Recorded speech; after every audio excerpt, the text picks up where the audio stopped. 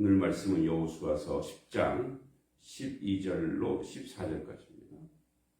여호수아서 10장 12절에서 14절. 여호수아서 10장 12절에서 14절. 여호와께서 아모리 사람을 이스라엘 자손에게 넘겨주시던 날에 여호수아가 여호와께 아뢰어 이스라엘의 목전에서 이르되 태양아 너는 기브온 위에 머무르라. 달아 너도 아얄론 골짜기에서 그리할지어다 하며 태양이 머물고 달이 멈추기를 백성이 그 대적에게 원수를 갚기까지 하였느니라. 야살의 책에 태양이 중천에 머물러서 거의 종일토록 속히 내려가지 아니하였다고 기록되지 아니하였느냐. 여호와께서 사람의 목소리를 들으신 이 같은 날은 전에도 없었고 후에도 없었나니 이는 여호와께서 이스라엘을 위해 싸우셨음이니라. 아멘. 오늘 본문은 초자연적인 이야기를 다루고 있습니다. 한글 개역 성경에는 번역하지 않고 생략한 아즈라는 그 원어가 있는데 이게 아즈는 뭐냐면 그때의 그 당시에라는 그런 뜻을 가진 부사입니다. 그러니까 본문의 문맥에서 아주 중요한 의미인데 우리 지난주에 봤듯이 이 아모리 족속들과 5개 나라와 전쟁, 5개 부족이죠. 전쟁에서 여호수아가 기도로 초자연적인 역사를 이루어 승리하는 절정의 순간, 그 순간에 이런 뜻입니다. 그 순간에 굉장히 그래서 여기서 이 그때를 강조하고 있죠. 이제 한글 개역 성경에는 이 부분이 좀 빠져 있는데 요것이 있어야 그 지금 여호수아가 어떤 때를 놓치지 않고 있다는 것을 확인할 수 있습니다. 그러니까 그때라고 하는 이 단 한마디의 단어는 매우 많은 의미를 내포합니다. 이것은 하나님께서 전쟁의 주도권을 이스라엘로 하여금 장악하게 하여 패주하는 적군을 뒤쫓아 거의 일방적으로 전쟁을 이스라엘의 승리로 이끌어가는 상황임에도 불구하고 하나님께서 가나안 연합군 위에 또 우박을 내려 칼에 의해서보다 더 많은 숫자를 죽이는 바로 그 시점에 여호수아는 다음과 같은 사실을 깨닫습니다. 즉 하나님은 초자연적인 방법으로 이 전쟁을 이번적으로 이끌어 가실 뿐만 아니라 하나님의 백성이 더 큰 기적을 목도하기를 원하고 계신다는 사실입니다. 여호수아는 바로 그때 그 순간을 놓치지 않은 거죠. 많은 세월 하나님과 동행하면서 기도했던 여호수아의 어떤 그러한 그 하나님의 기도의 센스, 어떤 감각이죠. 그래서 그 결정적인 순간에 하나님의 바람에 꼭 들어맞는 이제 기도의 그 확장과 깊이가 확연하게 드러나죠. 그래서 오늘 말씀 제목이 전무후무인데 이전에도 이런 일이 없었고 앞으로도 없을 그런 기도가 그러한 역사가 일어납니다. 태양아 너는 머무르라 이렇게 명령합니다. 예. 감히 초자연적인 왜냐하면 지금 이 전쟁을 완전하게 이기고 싶으니까 이 전쟁에서 계속 그 날이 저물기를 원치 않는 거예요. 그러니까 이대로 이 전쟁이 지속돼서 저쪽을 전멸시키고 싶은 거죠. 그러니까 여기 이제 여기 머무르라, 또 침묵하다, 또 멈추다 이런 뜻인데 똠이란 말은 지구가 일정한 거리를 유지하면서 공전하도록 돕는 태양계의 중심은 이 태양이죠. 본문에서 여호수아는 태양에게 명령하고 있어요. 사실 이 명령은 태양계를 비롯한 온 우주의 운행을 주관하시는 하나님, 그 하나님의 우주적 통치 행위를 이제 본인이 위임받아 수행한 것이나 다름이 없죠. 즉 여호수아는 우주를 다스리는 여호와 하나님의 권위로 태양에게 머무르라고 명령한 것입니다. 또 달아, 너도 그리할지어다 이렇게 얘기합니다. 그러니까 밤이 이제 시간이 흘러서 낮과 밤이 바뀌어야 되는데 잠시 중지, 뭐 이런 뜻이에요. 그래서 지속적으로 너도 그리할지어다 이렇게 하면서 이야기하고 있습니다. 그리고 아얄란 골짜기, 아얄론은 이제 베톨은 바로 아래 블레셋 경계에 있는 골짜기인데 그 골짜기, 기브온에서 약 한 뭐 4시간 거리인데 그 골짜기에서 그대로 멈춰라. 그러니까 현재 이 전쟁, 우박을 내려서 이기는 이 전쟁의 상황이 그대로 유지되길 원하는 거죠.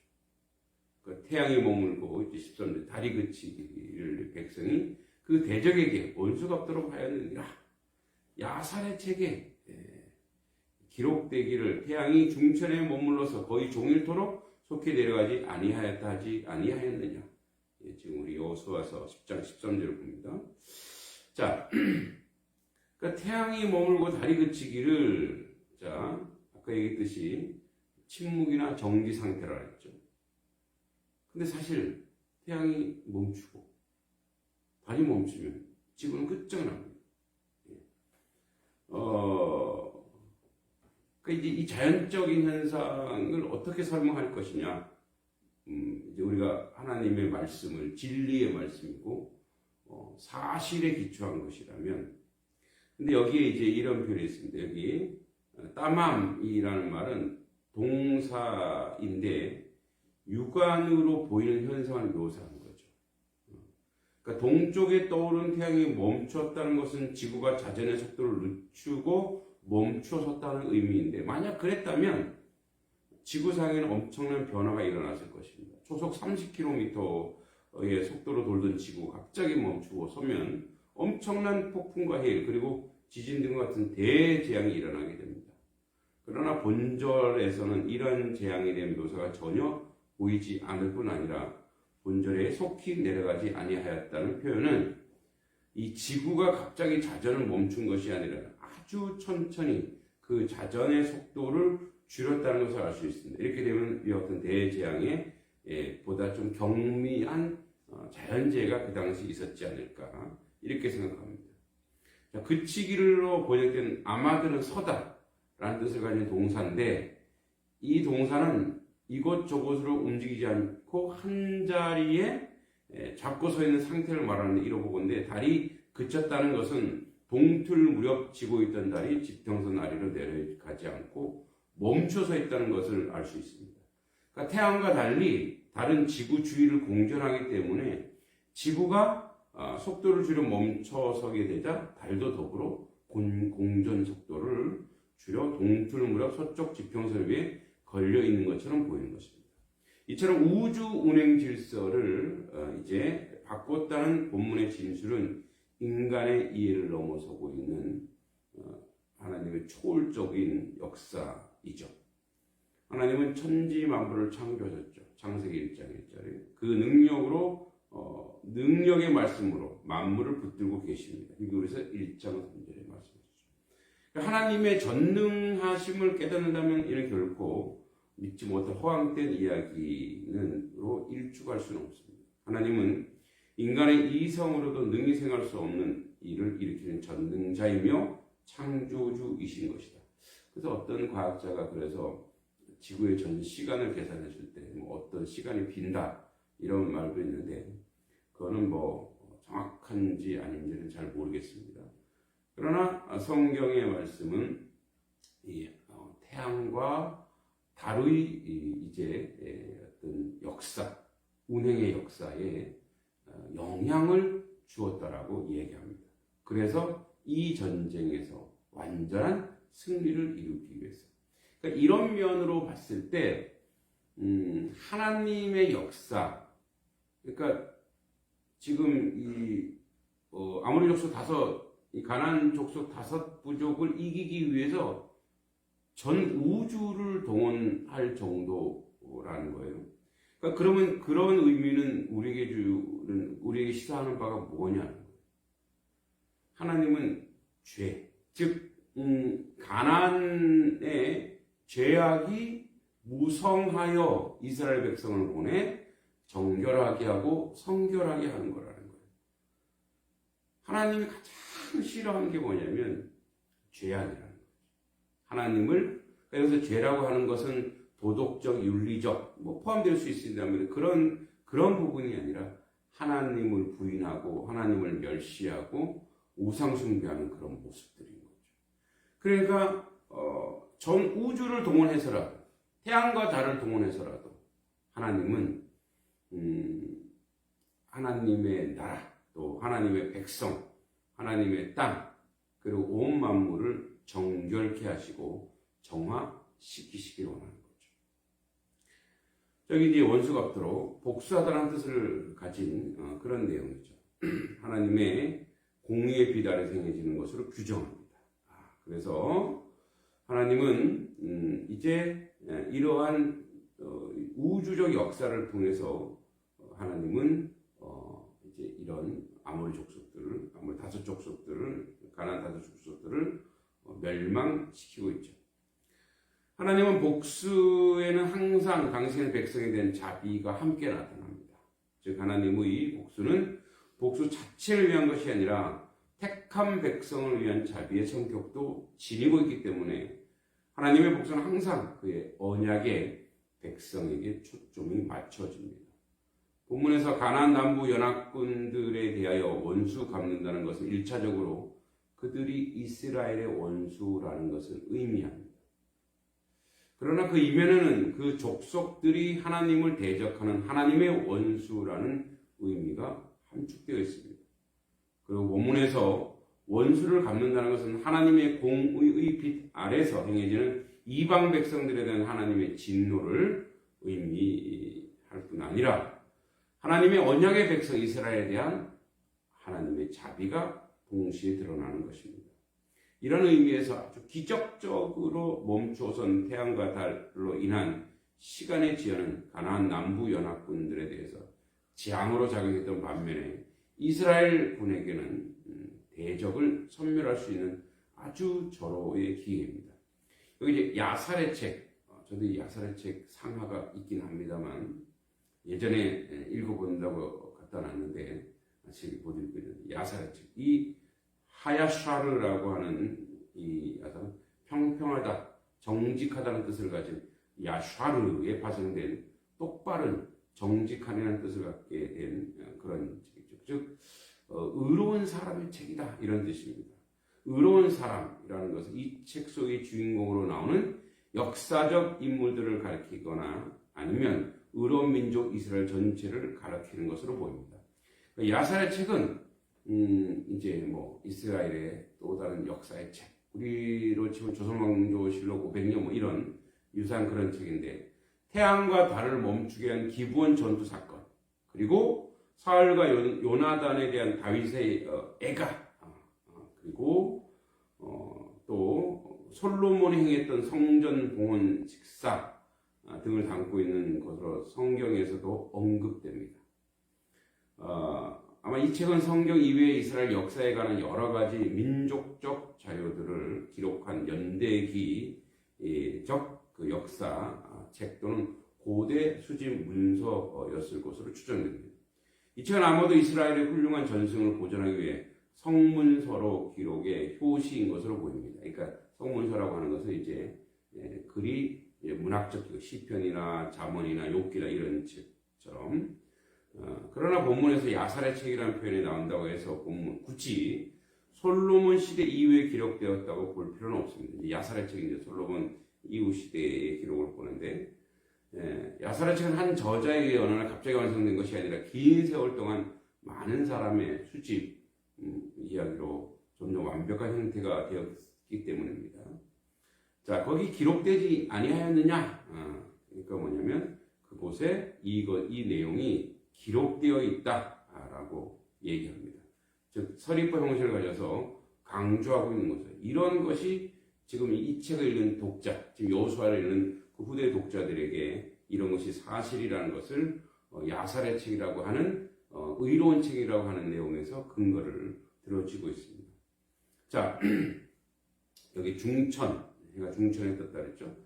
중천이라고 하는 것은 이제 한가운데, 하늘 한가운데를 의미합니다. 그러나 이어 나오는 속히 내려가지라는 진수를 비추어 볼 때 동쪽 하늘에 떠올랐던 태양이 움직이는 하였으나 속히 움직이지 않았다는 의미로 이해할 수 있기 때문에 아주 매우 느린 속도로 중천에 떠올랐고 아주 느린 속도로 서쪽 하늘을 졌다는 것을 앞에서 언급한 것처럼 볼 수 있죠. 즉 인간이 가지고 있는 유관, 저는 또 이렇게도 바라볼 수 있을 것 같아요. 자연 현상은 정상적으로 운행하되 인간이 가지고 있는 유관, 유관의 한계, 보는 것의 한계라고도 우리가 확인할 수 있다. 왜냐면 여러분 우리가 지금 지구가 지금도 돌고 있어요. 근데 도는 소리를 인간은 못 듣습니다. 아주 큰 소리는 그러니까 인간이 들을 수 있는 소리가 있고 인간이 볼 수 있는 눈이 있는 거죠. 그러니까 사실은 우리가 이 공간 안에 수만 가지의 어떤 그 다른 존재들이 있지만 우리는 보지 못하는 거죠. 사실 우리의 눈은 하나님은 이제 우리에게 적당하게 보고 들을 수 있게 만들어 주신 거죠. 그것도 하나의 은혜입니다. 14절 여호와께서 사람의 목소리를 들으신 이 같은 날은 전에도 없었고 후에도 없었나니 이는 여호와께서 이스라엘을 위하여 싸우셨습니다. 이렇게 되겠습니다. 자, 여기 이제 목소리를 들으신 이런 것은 듣다, 경청하다 이런 말은 하나님께 이렇게 보면 하나님 마치 사람이 하나님께 순종하듯이 여호수아의 요구에 기꺼이 들으셨음을 알 수 있는데 태양과 달이 멈춘 하나님의 초자연적 이적을 인간의 기도와 결부시키고 있습니다. 하나님께서는 여호수아의 기도를 기꺼이 들으심으로 응답하셨다면 기꺼이 듣지 않으시는 기도에 대해서도 응답하지 않았다는 결론이 나오는데 즉 인간이 기도를 해도 하나님이 들으시는 것과 듣지 않는 것이 있다. 그렇게 볼 수 있죠.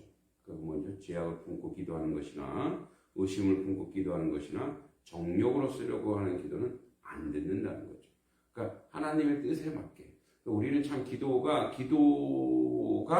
기도하면서 기도처럼 돼요. 이게 무슨 말이냐면 자꾸 기도하다 보면 하나님에 대한 기도가 하나님으로부터 내려지는 응답을 통해서 우리가 그 기도가 자꾸 정화되죠. 자, 여호수아의 이 기도는 전무후무한 이 기도를 통해서 이 기도가 허황된 것처럼 보이지만 여호수아의 기도는 여호수아가 하나님과 동행하면서 하나님과 기도하면서 수십 년 동안 아까도 얘기했던 기도적 센스, 기도적 감각이 있었다라는 거예요. 그러니까 이 내용이 전무후무한 사건, 우주의 역사적 이 사건이 이제 하나님의 뜻에 합했다라는 거예요. 그러니까 이런 것은 이제 이 시대가 훨씬 지나서 히스기야 왕 때도 이 사건이 유사한 해 그림자 뒤로 10도 물러간 사건이 있습니다. 열왕기하 20장 9절에서 11절로. 그렇다면 그 후에도 없었다라는 본문 표현은 아니죠. 뒤에 또 있잖아요. 이런 여호수아서가 기록된 그 시점까지 그러한 사건이 없었다라고 하는 그런 의미겠죠. 본문 이제 동사 하야가 완료형이고 그 앞에 절대 부정 나타나는 로가 나왔기 때문에 본문은 본소가 기록된 시점까지 그러한 사건은 절대 없었다. 그렇게 강조하는 거죠. 히스기야 시대 해그림자 뒤로 10도 물러간 사건은 물러간 것은 본세 기록이 다 끝난 오랜 후의 일이기 때문에 후에도는 범주에 들어가지 않겠죠. 이런 사건이 또 있었죠. 자, 이는 아주 오늘 대단히 중요한 본문입니다만 여호와께서 싸우셨습니다. 싸움하다. 그러니까 닐르 하면 전쟁하다 이런 얘기인데 이 싸움은 이스라엘이 표면적으로 이스라엘이 했지만 여호와께서 싸우고 계시다라는 거죠. 즉 성경 과거에 싸웠다라는 의미로 본문을 번역했지만 능동태 분사형에는 계속 진행의 의미가 있기 때문에 닐르 하면 지금까지 계속 싸우고 계시다라는 의미가 됩니다. 이처럼 하나님은 자기 백성을 위해서 과거뿐 아니라 언제나 끊임없이 계속해서 지금도 싸우시는 분이라는 거죠. 자, 이와 같은 사실에서 앞에 전제될 것은 하나님의 백성의 군대는 여호와의 군대로서 거룩해야만 합니다. 또한 전쟁은 여호와께 속한 것이죠.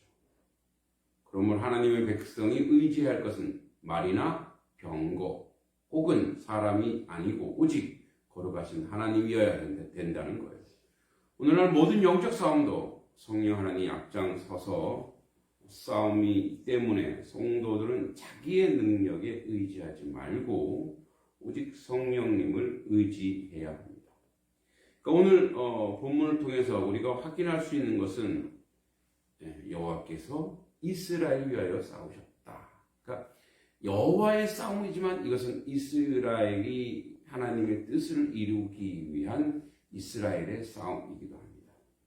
오늘도 우리 인생은 우리는 하나님의 백성으로 살아갑니다. 그리고 영적 전쟁이 있을 것입니다. 오늘도 거룩을 향하여 우리는 살아갑니다. 의로움을 향하여 정직한 삶으로 주님 앞에 나가기를 원하죠. 그럴 때마다 또 그런 일이 있을 때마다 우리는 우리의 힘, 우리의 능력, 우리의 생각, 우리의 마음을 의지하지 않고 오직 여호와 하나님께서 역사하시고 하나님의 싸움이 되도록 여호수아처럼 기도의 감각을 통해서 이때 우리가 더 기도해야 되는 거야. 이때 더 하나님 놀라운 역사가 있어야 되겠구나.